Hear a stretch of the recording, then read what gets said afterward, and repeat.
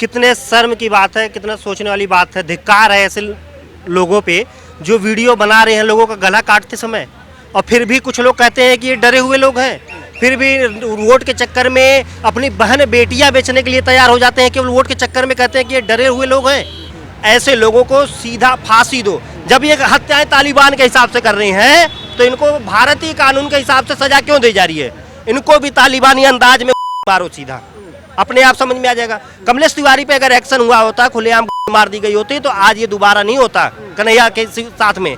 राजस्थान में उदयपुर में ही तीसरी घटना है, ये तीसरी घटना उदयपुर की है। पहला गढ़ी प्रतापपुर में मारा गया गौरव भट्ट, दूसरा भीलवाड़ा में मारा गया आदर्श, अब तीसरा कन्हैया का नंबर है।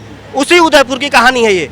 सोचने वाली बात है राजस्थान सरकार में कितना इनको छूट दिया गया है। जिहादियों को, बलात्कारियों को, दंगाइयों को खुलेआम मंदिर तोड़ा जाता है। मंदिर तोड़ने का विरोध करने वाले को ही जेल में डाल दिया गया। मंदिर तोड़ने का जो विरोध किया उसको जेल में डाल दिया गया, और उसके बाद कोई अपना घर छोड़ के भाग रहा है, कोई अपनी पढ़ाई छोड़ के भाग रहा है। ये राजस्थान की सरकार है। पर वहाँ के सीएम तो कह रहे कि प्रधानमंत्री नरेंद्र मोदी को आगे आना चाहिए, अमित शाह को आगे आना चाहिए, उन्हें देश को संबोधित करना चाहिए। वो क्या करेंगे आगे आके?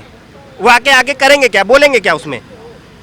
राज्य सरकार जब नहीं देख रही है तो फिर सीधा बोले ना कि भैया हमारे बस की नहीं है, राष्ट्रपति शासन लगा दो, तब बोलेंगे प्रधानमंत्री, तब बोलेंगे गृह मंत्री। उसमें बोलने का क्या मतलब है? अरे योगी जी के शासन में भी तो कई हत्याएं हुई हैं। कभी उन्होंने बोला कि मोदी जी बोल नहीं रहे? वो तो एक बार भी नहीं गए मोदी जी के पास। खुद ही जितने बंदे इसमें किए हुए हैं, जो भी लिप्त हैं, उनका घर गिराओ, उनके घर परिवार को उसी घर में दफना दो, तब जाके इनको समझ में आएगा कि नहीं ये जिहाद होता क्या है। कुछ लोग कहते हैं भाई घर वालों की क्या गलती है जो घर वालों को उसमें ले रहे हो, गलती तो बच्चों ने की है। घर वालों की सबसे बड़ी गलती है कि तुम अपने घर में तुम्हारे साथ ही 24 घंटा रहने वाला राक्षस है और तुम्हें ये चीज का पता नहीं है। क्यों नहीं मालूम है तुम्हें? मैं एक आतंकवादी हूँ और मैं अपने घर में जा रहा हूँ, रोज बम फैलाने के, बम बना रहा हूँ, गले काटने की ट्रेनिंग ले रहा हूँ, और मेरे घर वालों को पता नहीं है। हो ही नहीं सकता। बिना घर की सहमति से ही अगले कुछ भी नहीं कर सकते हैं। सबको लगता है कि मेरा वाला अब्दुल वैसा नहीं है, मेरा पड़ोसी बहुत अच्छा है, वो दिन रात घर जाता है, काम करता है। लेकिन आज उनको पता चल गया ना कि मेरा वाला तुम्हारा वाला नहीं, सबका अब्दुल एक ही है। कि उनके खिलाफ जाओगे, धर्म के खिलाफ जाओगे तो गला ऐसे ही काट दिया। उनके भी पड़ोसी ही थे ना, जाके गला काटे, वीडियो बनाए, डाल दिए। जब गला काटते समय वहां पे 10 बंदे मौजूद थे। अगर एक भी लड़ा होता तो आज वो बंदा जिंदा होता हमारे बीच। लेकिन हम हिंदू के नाम पे केवल चूड़ियां पहन के घर में बैठ जाएं, हरे रामा हरे कृष्णा, हरे रामा हरे कृष्णा, बस हमारा कहानी खत्म। एक दो ट्विटर पे डाल देंगे, एक दो फेसबुक पे डाल देंगे, हमने अपना काम पूरा कर लिया। हम तो कट्टर वाले हिंदू हैं। लेकिन फेसबुक पे तो बड़ा चल रहा है कि हिंदू अब जाग रहा है, हिंदू सोया हुआ नहीं है। हिंदू कमलेश तिवारी में जागा हुआ था, फिर सो गया। हिंदू आदर्श नगर में जो बजरंग दल का कार्यकर्ता मारा हुआ जागा, वहाँ पे भी जागा हुआ था। मॉडल टाउन में जागा हुआ था। हिंदू कहाँ नहीं जागा हुआ है? पीएफआई जैसा आतंकी संगठन राजस्थान में खुलेआम निकाल रही है रैली, और पुलिस वहाँ पे प्रोटेक्शन दे रही है। और यहाँ पे एक श्रद्धांजलि सभा दिल्ली के जंतर मंतर पे आयोजित किया जाता है तो पुलिस कह देती है कि अभी इस चीज़ का हम परमिशन नहीं दे रहे हैं। ये हिंदू समाज है और एक मुस्लिम समाज है। आतंकवादी को परमिशन दिया गया है, लेकिन यहाँ पे हिंदुओं को श्रद्धांजलि सभा का परमिशन नहीं दिया गया है। ये फर्क है हिंदू और मुस्लिम में, ये फर्क है सरकारों में। जहां तुम राजनेता के पीछे पीछे तलवे चाट रहे हो ना, कल को वो भी तुम्हें मार के लात निकाल देंगे, कोई पूछने नहीं आएगा। हिंदू आज भी अगर चूड़ी पहन के घर में बैठ गया तो देख लेना कि कल को नुपुर शर्मा भी दूर नहीं है। सरकार क्या कहेगी? हम इतने दिन तक सिक्योरिटी नहीं दे सकते, हम कब तक सरकारी खर्चे पे उनको रखेंगे। सरकार आज नहीं कल सरकार उनका सिक्योरिटी हटाएगी, और उनका भी वही हाल होगा। इसलिए इस हत्या के बाद कुछ ऐसा करना चाहिए सरकार को, लोगों को, संगठन को, कि इनको लगे कि नहीं अब जो हम कर रहे हैं वो गलत है, इससे लोगों को डरना चाहिए। वो डर इनके अंदर नहीं बैठ रहा है। अच्छा, अगर उत्तर प्रदेश में यही घटना किसी शांति दूत के साथ हो जाती तो क्या लगता है, क्या इतना सन्नाटा होता अब तक? सन्नाटा?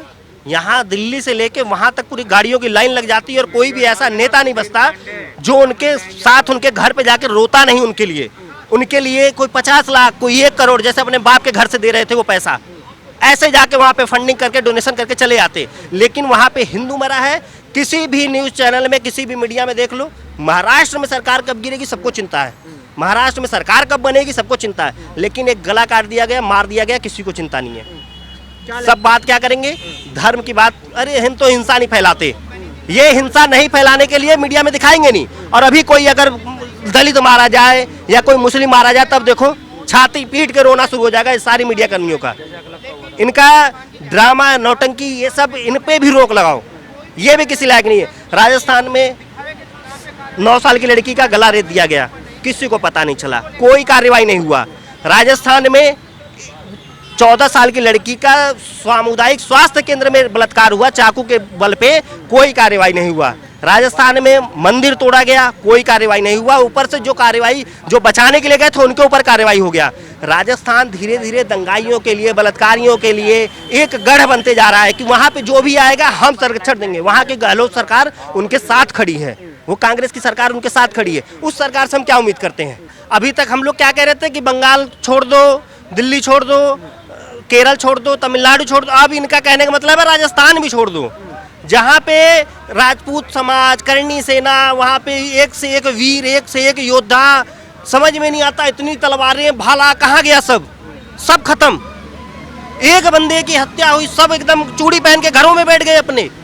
अरे धिक्कार है तुम्हारी जिंदगी पे। ऐसी संगठन, ऐसे पार्टी किसी काम के नहीं है जो किसी मौत की राजनीति करें। अब वो ये बंदे आज मारे गए हैं, आज कन्हैया का कल मर्डर हुआ है, उसका नाम कब आएगा?